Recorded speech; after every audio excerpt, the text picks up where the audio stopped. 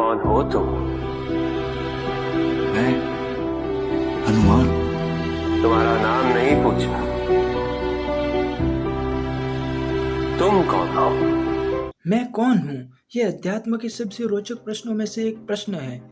अगर आपने जान लिया कि मैं कौन हूँ, तो इस संसार में आपके जानने लायक और अब कुछ नहीं बचा।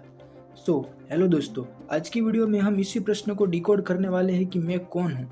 सबसे पहले आता है रमण महर्षि। तो रमण महर्षि के अनुसार नेति नेति करते चलो, यानी कि जो आप नहीं हो उसको जानते जाओ और जो आखिर में बचेगा वही आप हो। तो अगर हम ध्यान से देखें तो सबसे पहले ध्यान में हमारा विचार यही आता है कि हम शरीर है। क्या सच में हम शरीर है? तो इसका जवाब है नहीं, हम शरीर नहीं है।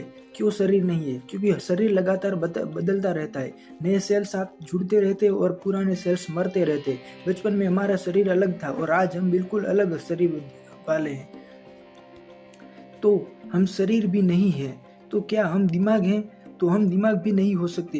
क्यों? क्योंकि दिमाग में विचार चलते हैं और विचार जल्दी ही बदलते रहते हैं और विचार तो आते जाते रहते हैं। कभी हमें विचार हंसाते हैं, रुलाते हैं और कभी कभी डर के विचार भी आते हैं। तो हम विचार नहीं हो सकते। तो क्या हम मन है? मन यानी कि मैं सबकॉन्शियस माइंड की बात कर रहा हूँ। क्या हम मन है? तो हम मन भी नहीं हो सकते, क्योंकि मन के अंदर हमारी मेमोरीज होती है, अच्छी बुरी इमोशंस, इम्पल्सिस होती है, दबी हुई होती है। यानी कि हम अपनी यादें भी नहीं है और हम अपनी भावनाएं भी नहीं है। तो बचता क्या है? हम क्या है? हमारे शरीर में तो हमने बोल लिया। तो अगर हम बाहर से देखें तो क्या हम अपना नाम है? तो हम अपना नाम भी नहीं हो सकते। अगर साइंस की बात करें तो साइंस क्या कहता है? कि साइंस कहता है कि आप अपना शरीर तो नहीं हो, अपना दिमाग और मन या आपका नाम या आपकी यादें जो भी कहते हैं कि जो आपका है वो आप नहीं हो। बट ये सब चीज़ें हैं, मिला जुला कर जो बनता है वो आप हो।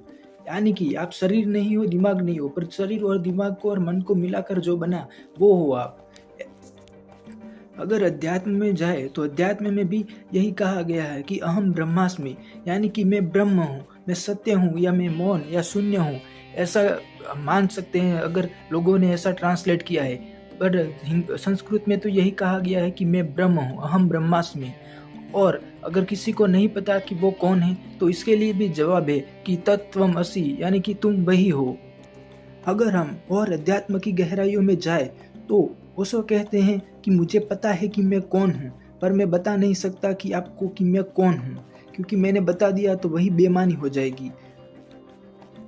और जेके की बात करें तो जेके कहते हैं कि आई एम नोबडी, यानी कि मैं कोई नहीं हूँ। अगर हम और आगे जाएं तो गौतम बुद्ध कहते हैं कि आप हो या नहीं हो उसको निरीक्षण करें। तो अब क्या बचता है? क्या हम चेतना है, आत्मा है? तो इन दो में से अगर कुछ बचता है तो हम या तो आत्मा हो सकते हैं या फिर चेतना हो सकते हैं। पर हमारे चेतना का स्तर तो बदलता रहता है और साइंस कभी ये नहीं मानती कि आत्मा जैसी भी कोई चीज होती है। तो आपको खुद को ही मानना होगा, खुद को ही आपको पता करना होगा कि आप कौन हो। क्या कोई इनलाइटेंड पुरुष आपको ये बता सकता है कि आप कौन हो? तो इसका जवाब है नहीं। अगर उसने बता भी दिया तो उसमें इस जवाब में आपका कोई फायदा नहीं होने वाला, उसमें बेईमानी हो जाएगी। तो आप आत्मा, सोल, कॉन्शियसनेस, चेतना, ऑब्जर्वर या दृष्टा, इन सब चीज़ों में से ही कोई हो सकते हो। मैं यहाँ पर बोल रहा हूँ, बट आप शब्द यहाँ पर मत पकड़ लेना।